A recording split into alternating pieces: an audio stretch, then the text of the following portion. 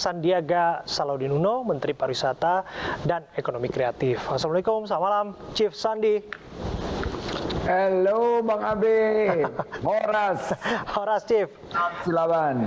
Chief, hari ini kita bicara soal potensi wisata yang ada di Sudirman Street, di Jalan Sudirman begitu ya. Tapi yang namanya potensi, dia hanya bisa berkembang jika dirangsang.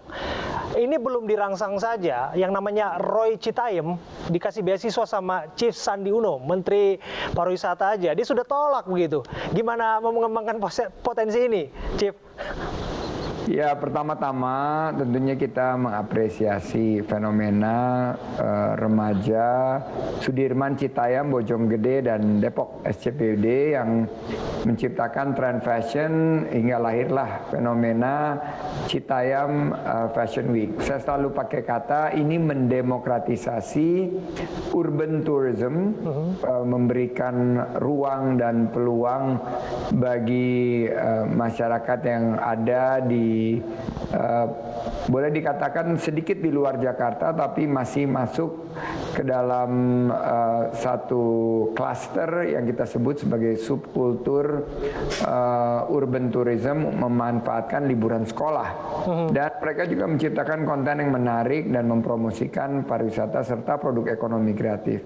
UMKM naik penjualannya dan selama dikelola dengan baik, tidak nyampah, tidak menimbulkan keonaran, tidak berisik, tidak berbuat negatif, mereka akan memiliki dampak yang positif. Kuncinya bagaimana mereka tidak hanya menjadi fenomena sesaat.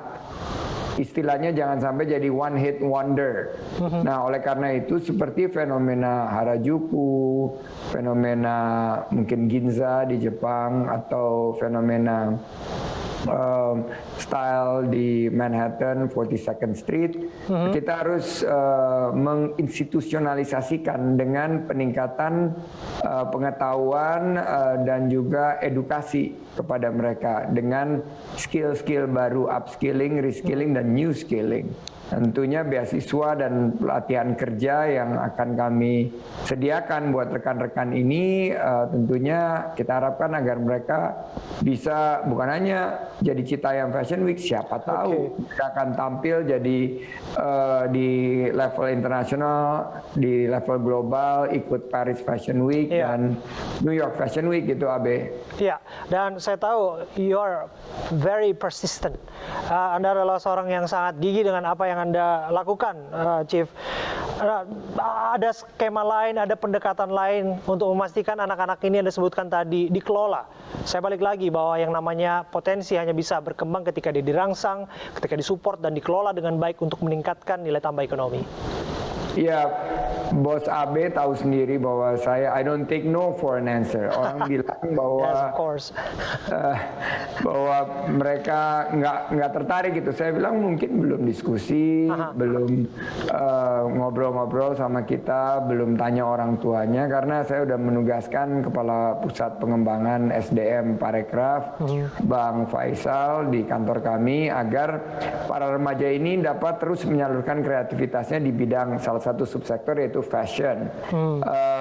Mereka mengenakan kemeja flanel oversize. Sekarang menarik celana model 90-an seperti boot cut atau sering disebut sebagai cut bray.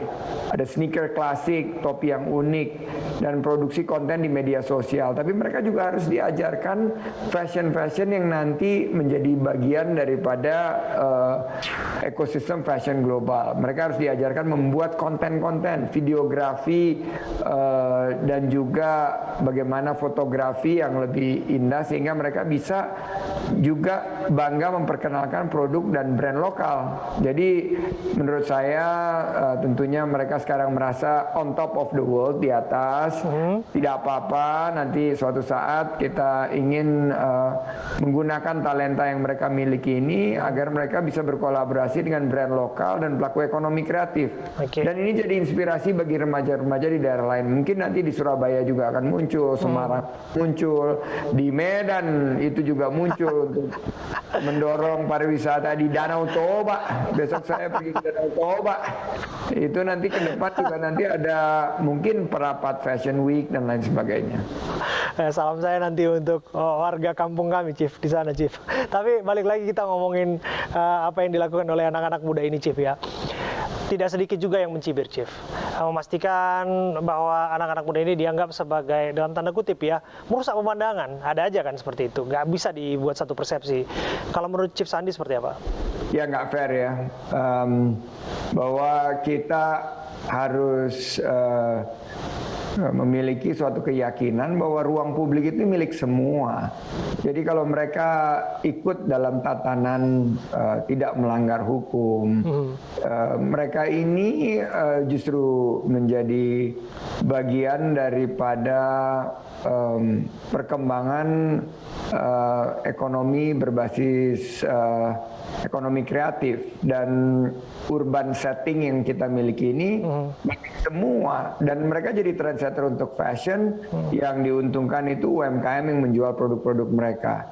Ruang dan peluang ini kan saya sudah sampaikan tadi di DKI Jakarta juga milik semua. DKI Jakarta itu terbuka, dan saya melihat bahwa kita selain mengapresiasi dan kita membuka peluang untuk mewadahi para remaja ini, kita juga mesti memberikan keyakinan kepada yang mencibir gitu loh, bahwa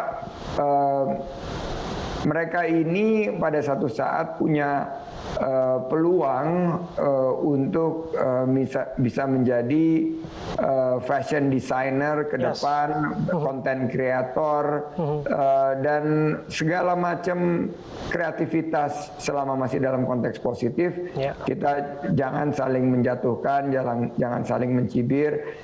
Kami memiliki program Santri Digitalpreneur, itu juga mengajarkan bagaimana membuat konten 2D, 3D, animation, juga podcast. Siapa tahu mereka bisa menjadi podcaster.